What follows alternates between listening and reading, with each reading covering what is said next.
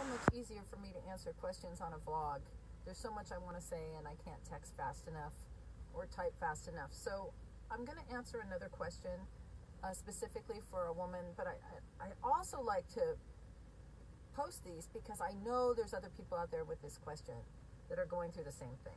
So the question was kind of a statement question. I need help, right? My husband won't get sober. We've gone through this over and over and over and over, and he doesn't seem to be even trying. He's kind of going through the motions, but he doesn't really want to get sober. He doesn't want to do the work. We're wasting our time. He's not taking this seriously, and I am exhausted.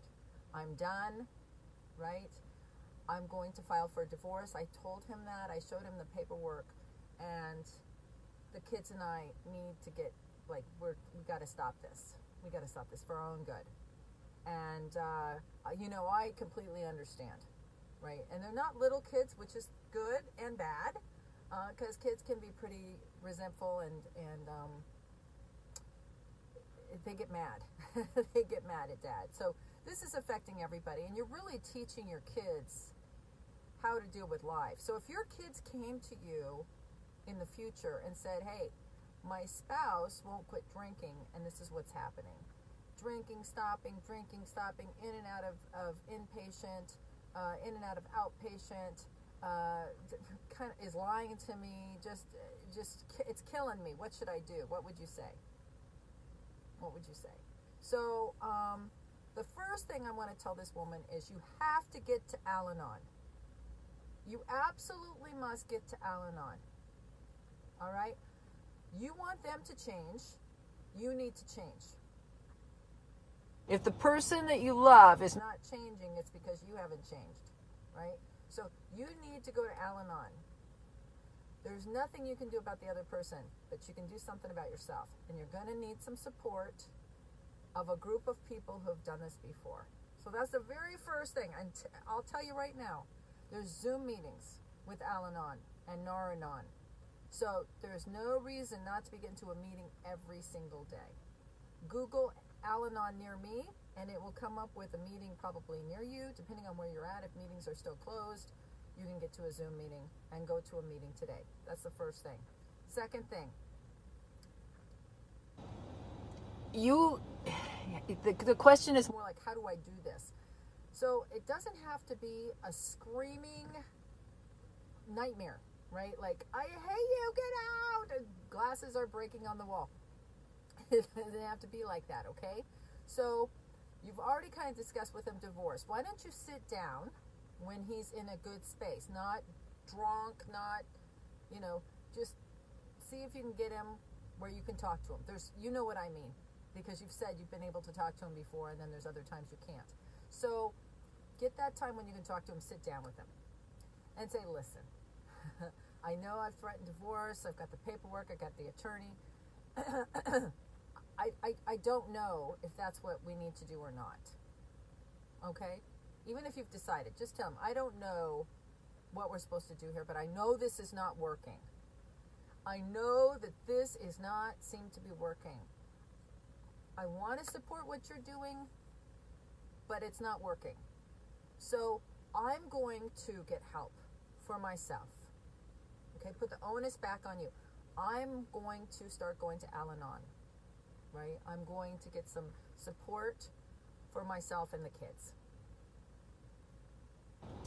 But we can't do this anymore, so we need to separate for some time here until you figure out what you want to do, and I figure what I want to do. I need you to leave the house. You're going to need to find another place to stay. Now, I already did some backstory on this, and yes, she can take care of herself and the kids without him.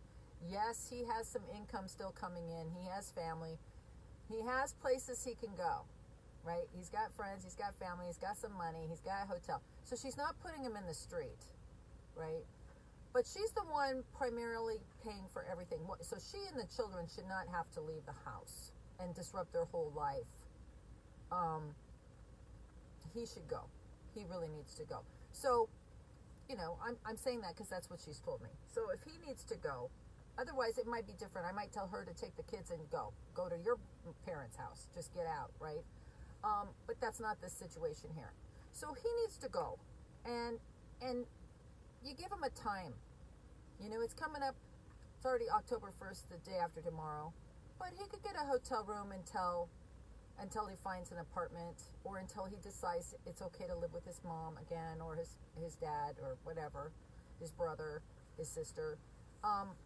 Those are his choices, his decisions. This is part of what happens when you decide you're going to keep drinking. You're going to go to your Al-Anon, or you're going to go to AA, inpatient, outpatient, and you're going to go drunk. This is the consequences of that. Okay? You got to leave. We can't do this anymore. Let's separate. I'm going to get some help. You decide if you want help or not, and if you do, get some help. And let's reconvene after the holidays, right? It's October, so October, November, December, 3 months. See if we can make it through New Year's, right? Maybe let's reconvene. Let's meet on January 15th and see where we're at with this, right? Put a time on it. It doesn't feel like forever. It doesn't feel like, get out, I hate you. It's more like, listen. It's more like a business move, right? A marriage business move. Listen, we have children. What we're doing is not working. So this is what we're going to do. You're going to move out. Don't care what you do, right? You got to go. I'm going to stay here, and I'm going to go to Al-Anon. And maybe the kids need therapy. I don't know, right? But you're going to take care of you and the kids, and he's going to go figure out what he wants to do.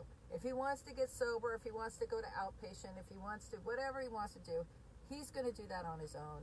And you're going to reconvene at the end of January 31st or January 15th. Get through the new year. Let's see what happens, right? Let's see how serious he is about staying sober and saving the marriage. Let's see about that. If you watch my stuff, you know that this is not about willpower and it's not about love. So it doesn't mean he doesn't love you and the kids. It means he's very sick. And the only thing to push against that illness is consequences. No, I hate that word, tough love, but consequences. Like, why would you get sober if you didn't have to? If everybody's going to let you do what you want to do, there's no reason to change. Period. I don't care what you're doing. So there has to be some resistance there, and that's going to be you. That's going to be you saying, hey, and then if he says, well, are you going to divorce me? I don't know. Let's talk about it again on January 15th or January 31st. Let's just stop the bleeding. Let's let the children have a nice holiday, drama-free. No worrying about if you're coming in or out drunk, or if you're coming home or not, the lies. Let us all take a fucking nap. Right? Give us a break for a minute. We have had a tough time. This pandemic has been hard on everybody. So just, you need to go, and you need to go by Friday at 5 o'clock, or be out, take the weekend to get your things out, and be out by Sunday night at 8, or whatever that is for you. You get to decide. But have a conversation. Now, I know you're worried. I'm worried for him. I don't know what he's going to do. You know what? He's a big boy. He's an adult. He's drinking. Very resourceful. Alcoholics are very resourceful. If we don't want to quit drinking, we will find another place to go to drink. So don't worry. Don't take it personally. This isn't personal. This is an illness. He's very sick. And so are you, from letting him stay. So you're going to get some help too. This is only going to work and be successful if you keep up your end of the bargain and you go to Al-Anon regularly. Okay? Get some therapy for the kids, whatever you need. You're going to need some help. You need to understand what this illness is. Okay? So that's what you're going to do. Now, if you were going to Al-Anon, those people would support you in this and walk you through it. Since you're doing it alone, right, you're going to utilize your own, maybe your mother, a neighbor, a sister-in-law, maybe, I don't know who's in your corner already, and say, this is what we're doing. You can write it down if you want, so he doesn't forget. We are separating. You will be out by Sunday night at 8 o'clock, Friday morning at 7 a.m., I don't care. And we will not reconvene to discuss this until January 15th, 2021.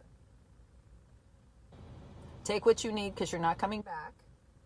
There's not this in and out, in and out. If the kids want to see you, I'll bring them over. I'll meet you at your parents' house or whatever, right? Keep it simple, but right up front, this is the expectation. We're not spending Christmas together unless you're going to meetings. If you're going to meetings, we'll discuss it. If you're sober, right? If you're doing a deal, you know, he could leave and immediately call his sponsor or outpatient and say, oh my God, my wife kicked me out. I've got to get sober now. And he'll turn on the fire and boy, he'll get busy, right? Get the steps working and, right? You'll know. And if not, if he goes on a bender and checks into a Motel 6 for a couple months, you know, I don't know. You'll be okay. Your kids will be okay. So there's no easy way to do this. And this is not, I know that in the past you've thought that maybe this was going to convince him. There's no convincing an alcoholic. Alcoholism is the only thing that will convince an alcoholic. Does that make sense? The alcoholism will beat them into a state of reasonableness. Not you. You're just going to get real tired. So back up and give God a chance to work in his life, right? You need to focus on recovery, your own recovery, for your children's sake, or your children are gonna repeat the pattern. It's the same thing. So if this seems real hard for you and you feel real worried, you think about that question I said, what would you tell your kids to do? Right? And if your kids said, well, you know, I don't want to hurt her feelings, I don't want to kick her out, what would you say? You'd say, hey, it's you or her, right? You got to do this for her, right? It's not helpful to stay in a toxic relationship. So that's my suggestion, is have a timeline. This is when you're leaving. This is when we're going to talk about it again. So it doesn't seem like forever and vague and get out and we don't know what's going to happen, okay? We'll discuss the holidays on November 15th before Thanksgiving. I don't want to talk about it until then, right? I mean, be specific. Don't come over here. Don't come by here. Don't send your brother over to pick up your stuff. Get everything that you need right now. You don't have to move everything out, but get everything you need until January 15th out now. And then you got to figure out your finances. If you guys have a joint thing, you want to limit the amount of money in that joint thing.